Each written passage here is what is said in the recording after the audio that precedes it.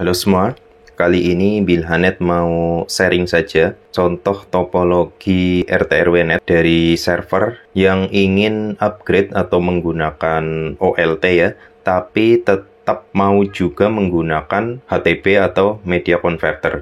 Jadi di sini saya contohkan menggunakan topologi campuran, bisa tetap menggunakan media converter, ditambahkan dengan OLT atau lewat jalur ODP menggunakan ONT ya.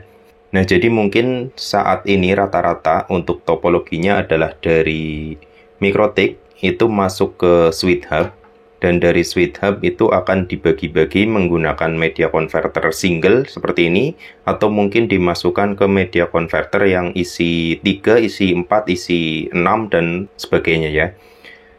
Dan ketika teman-teman ingin menggunakan OLT, dari beberapa komentar yang ada di channel Bilhanet di video-video sebelumnya, itu banyak yang mengira bahwa kalau kita sudah mau upgrade ke OLT, maka jalur HTP otomatis akan hilang atau tidak bisa menggunakan HTP lagi. Padahal sebenarnya untuk penggunaan OLT ini bisa didampingkan dengan HTP atau media converter, atau maupun bisa langsung dari LAN menuju ke router yang biasa ya, router yang bukan ONT.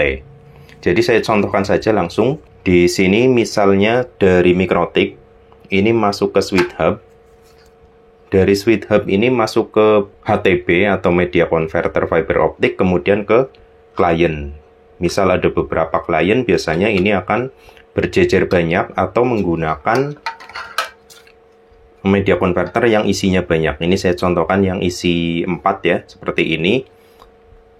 Jadi seperti ini masuk ke media converter yang isi banyak ya. Kemudian dari port FO-nya ini bisa ditarik ke rumah-rumah klien. Ini kalau jalurnya HTP. Kemudian kalau teman-teman mau menggunakan OLT, ini tidak perlu dibuang semua. Gunakan port SweetHub yang masih kosong untuk disalurkan ke uplink di OLT-nya. Nah, jadi teman-teman bisa menggunakan Ethernet atau slot SweetHub yang masih kosong untuk disambungkan ke uplink di OLT-nya. Jadi tidak perlu menghilangkan jalur HTP-nya. Nah, di sini biar lebih stabil, karena biasanya uplink untuk OLT ini sudah gigabit, dan beberapa firmware dari beberapa seri OLT itu untuk uplinknya itu tidak bisa membaca yang fast Ethernet atau yang 100 Mbps. Tapi ini tidak semua ya, saya cuma contohkan ada beberapa yang tidak bisa membaca 100 Mbps, jadi sebaiknya upgrade juga untuk SweetHub-nya. Di sini ini kan masih fast Ethernet atau maksimal 100 Mbps. Jadi silakan teman-teman upgrade juga SweetHub-nya menggunakan SweetHub yang gigabit. Di sini ini saya contohkan menggunakan TP-Link TLSG 105. Tapi dari pengalaman saya untuk seri ini kurang stabil ya. Jadi kalau panas ini bisa bengong, dan sebaiknya kalau di server yang sudah jalan yang saya gunakan itu, saya menggunakan dari seri Tenda. Untuk seri dan fotonya nanti saya cantumkan di video, saya nggak hafal ya. Ini buat contoh saja. Jadi sebaiknya gunakan SweetHub yang gigabit. Untuk topologinya dari MikroTik, output yang untuk PPPoE atau hotspot ya. Yang satu interface, ini saya contohkan menggunakan satu interface, keluaran dari MikroTik masuk ke SweetHub gigabit seperti ini. Kemudian yang ini, yang SweetHub yang bisa dibilang sudah terhubung ke klien yang menggunakan media converter, ini kita tambahkan saja. Kita tambahkan saja dari salah satu output atau salah satu port SweetHub yang gigabit seperti ini. Ini masuk ke SweetHub yang terhubung dengan media converter seperti ini. Nah, seperti ini ya.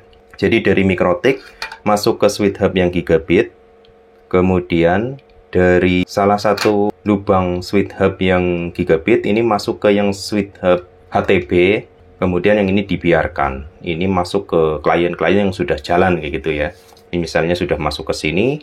Kemudian untuk menghubungkan ke uplink, kita gunakan kabelan lagi. Ini saya contohkan menggunakan ini ya.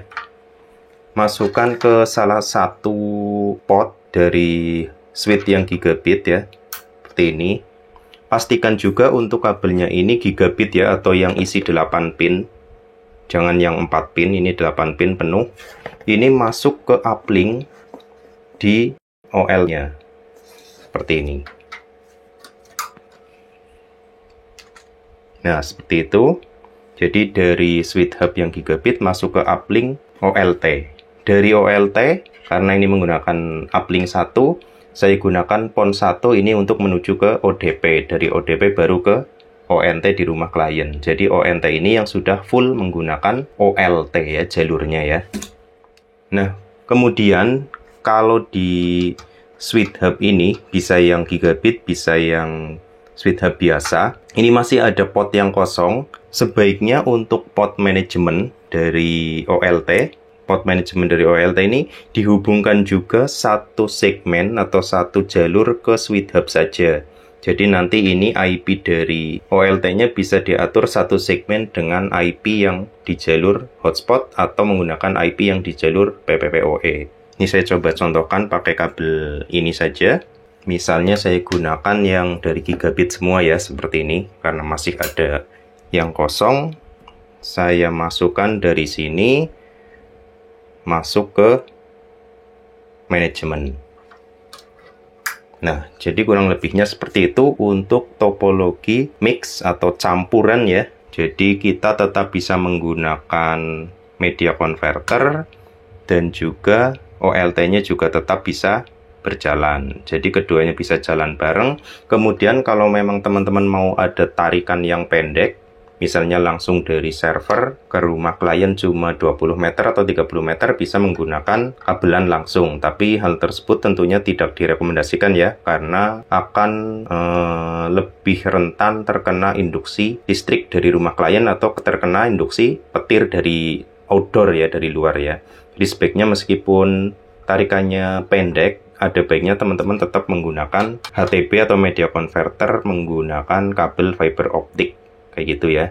Jadi untuk topologi lengkapnya dari Mikrotik masuk ke switch hub direkomendasikan yang sudah gigabit. Dari switch hub gigabit salah satunya masuk ke uplink OLT, salah satunya lagi masuk ke lubang manajemen agar lebih mudah di manajemen.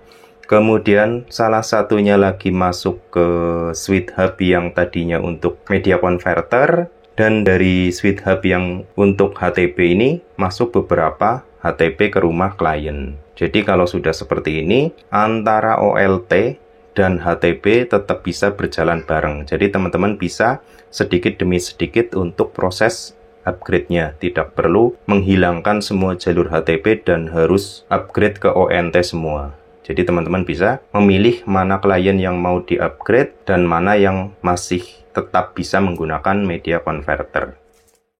Jadi kurang lebihnya mungkin seperti itu ya untuk sharing kali ini. Semoga bisa menjawab beberapa pertanyaan teman-teman yang cukup banyak menanyakan apakah OLT bisa berjalan bersama dengan media converter atau HTB. Sekali lagi semoga bermanfaat dan jangan lupa buat teman-teman yang mungkin belum subscribe, silakan di subscribe ya.